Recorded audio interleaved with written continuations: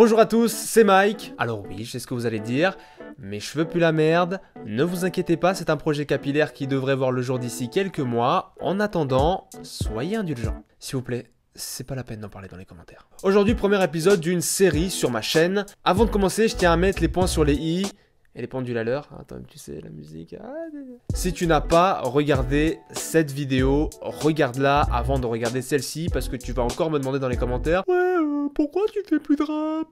J'y réponds ici dans cette vidéo. Donc pour faire court, je ne fais plus du tout de rap sur cette chaîne. Maintenant, je fais de l'high-tech. Ouais, bah t'as changé, hein. En tant que youtubeur high-tech, je reçois toutes sortes de produits pour tester. Des produits qui sont très intéressants et qui méritent 4, 5, 6, voire 10 minutes de vidéo parce que, eh bien, il faut rentrer dans les détails, il y a des choses à dire dessus. Et puis, des objets high-tech intéressants, cool et sympas, mais qui sont assez basiques. C'est un petit peu le but de cette série, de vous proposer des petits objets high-tech sympas en 1 ou 2 minutes.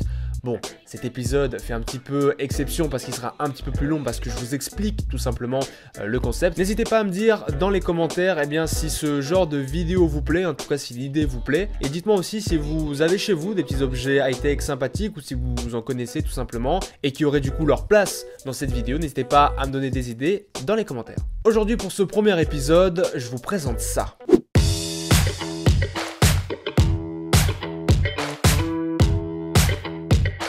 Après le hand spinner et le fidget cube, voici un mélange des deux, la Ludicase. Avant de parler de ce qu'il y a derrière, parlons déjà de la coque en elle-même. Elle a l'air vraiment solide. De plus, elle est faite avec une matière en caoutchouc et c'est très agréable au toucher. La coque se divise en 4 parties. La première partie, c'est des boutons, tout simplement, alors qu'ils ne vont avoir aucun effet sur votre téléphone, hein, c'est pas parce que vous cliquez dessus que ça va prendre une photo. Selon moi, c'est vraiment la partie la plus intéressante. En tout cas, c'est la partie que moi je kiffe le plus. Et c'est vraiment la partie que j'ai le plus utilisée quand je l'ai eu entre les mains, c'est vraiment les boutons. De plus, ils ont un bon retour haptique, hein, c'est-à-dire qu'on sent vraiment quand on appuie. Ensuite, en descendant un petit peu plus bas, nous avons le roulement. Et je vais être honnête avec vous, j'étais un petit peu déçu. Déjà au début, quand je l'ai reçu, il roulait pas vraiment. Il a fallu beaucoup de tours avant que celui-ci ne roule. Et moi, quand on m'a vendu la coque, en tout cas quand je l'ai vu, les pubs, etc.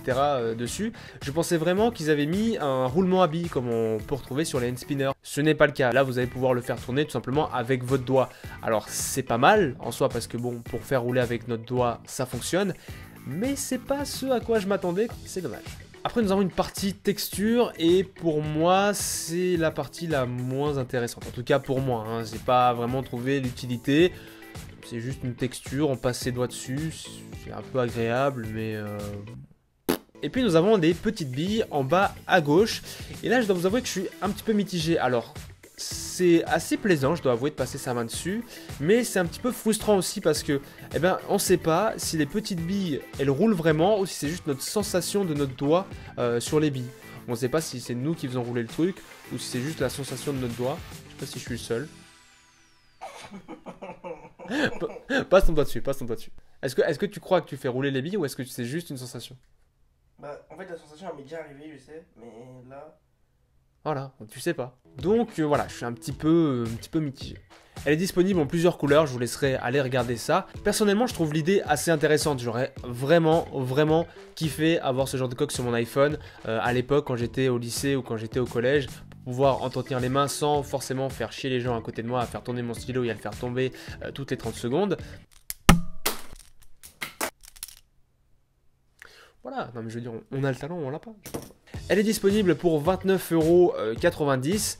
Et oui, je sais ce que vous allez me dire, c'est peut-être un peu cher, surtout si comme moi, vous avez l'habitude d'acheter vos coques sur Amazon à 5, 6, 7 € grand maximum. 29,90 €, en effet, c'est beaucoup. Est-ce que ça les vaut? Est-ce que ça les vaut pas?